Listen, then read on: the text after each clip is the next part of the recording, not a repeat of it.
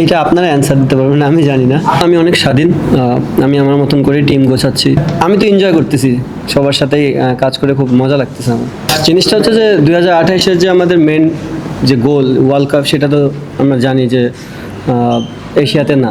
So ওইভাবে চিন্তা ভাবনা করবো। আর ডেফিনেটলি যেহেতু আমাদের একটা বন্ডিং হয়েছিল খুবই ভালো, লাস্ট ওয়ার্ল্ড কাপের প্রিপারেশনটাও খুব ভালো ছিল, তো চেষ্টা করবো ওখান থেকে যেন এই টিমটাকে ভালো করে ধরে রাখা যায়। নায়াসিনামাইড ও স্যালিসাইলিক সমৃদ্ধ লিলি ফেস ওয়াশ যা ফেসের ডেড স্কিন সেল দূর করে দেয় দ্বিগুণ ফাস্টার ব্রাইটেনিং।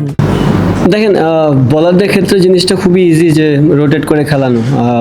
আর আপনারাও জানেন যে দুজন নেই, তারা বাংলাদেশের জন্য বিগ অ্যাসেট। তো আমি চাই না যে তারা কন্টিনিউ ক্রিকেট খেলে ইনজুরি হয়ে ফিনিশ হয়ে যাক, কারণ সামনে জানেন আমাদের ওয়ানডে ফর্মেটে অনেক গেম আছে, টেস্টও আছে। তো এদিক দিয়ে চিন্তা করে আমরা কিছু কিছু জিনিসের চেঞ্জ করা শুরু করেছি।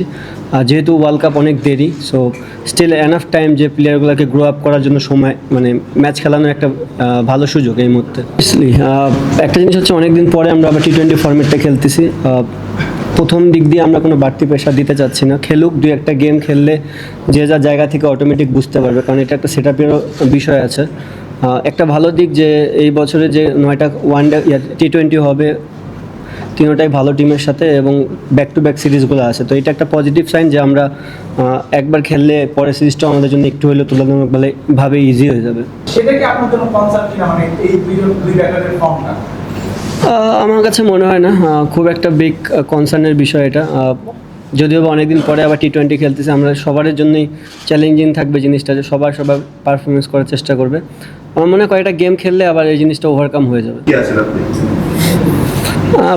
এটা বলতে পারবো না পিকে আছে কিনা, বাট যেহেতু তিনটা ফর্মেটে কিপিং করতেছে, তো আইডিয়া একটু বেশি হয়ে গেছে। কারণ আপনি জানতেন আগে যখন খেলতাম টি-20তে ফিল্ডিং করতাম, ওয়ানডেতে ফিল্ডিং করতাম, টেস্টে কিপিং করতাম। সো এখন যেমন জায়গাটা জানি যে আমার রোলটা হচ্ছে কি, সো চেষ্টা করি ওখানে 100% দেওয়ার জন্য। যারা কিপার আছে আপনি কিন্তু ফলো করেন বা দেখেন যে তারা কেমন করছে, অ্যালেক্স ক্যারি অবভিয়াসলি খুব ভালো করছে, আরও কেউ এরকম আপনি কি দেখেন? না, সত্যি কথা বলতে কিপিংয়ে খুব একটা ফলো করা হয় না। ফার্স্ট অফ অল আমি অনেক স্বাধীন, আমি আমার মতন করে টিম গোছাচ্ছি। সাথে সিলেক্টর আছে, সাথে কোচ আছে, তো আমাদের যে সবার প্ল্যানিংয়ে আমরা এই টিমটাকে চেষ্টা করতেছি আগে নিয়ে যাওয়ার। আরেকটা জানি কি বললেন?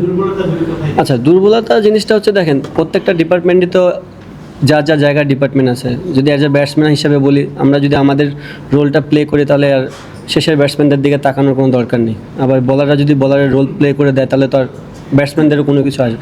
বাট জিনিসটা হচ্ছে যে অ্যাট দ্য সেম টাইম টি-20 ফর্মেটে আপনি জানেন যে অ্যাটাকিং ক্রিকেট খেলতে হবে, এবং অ্যাটাকিং ক্রিকেট খেলতে গেলে আপনার 2-1টা উইকেট আর্লি পড়বেই।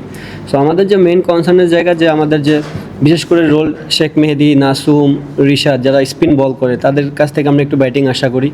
সাথে আমাদের যে অলরাউন্ডারগুলো আছে তারা বলিং, সাথে যদি আমাদেরকে ব্যাটিং দিতে পারে তাহলে একটা হেলদি একটা ব্যাটিং অর্ডার তৈরি হয়। আর আপনি দেখবেন যে বড় বড় টিমগুলোতে সবগুলারই ডেপথ অনেক বড়, 9 নম্বর পর্যন্ত ব্যাটিং পারে। তো ওই ডেপথটা যদি আমরা তৈরি করতে পারি তাহলে মনে হয় আমাদের ব্যাটসম্যানরা উপর থেকে আরও ফ্রিলি গেম খেলতে পারবে।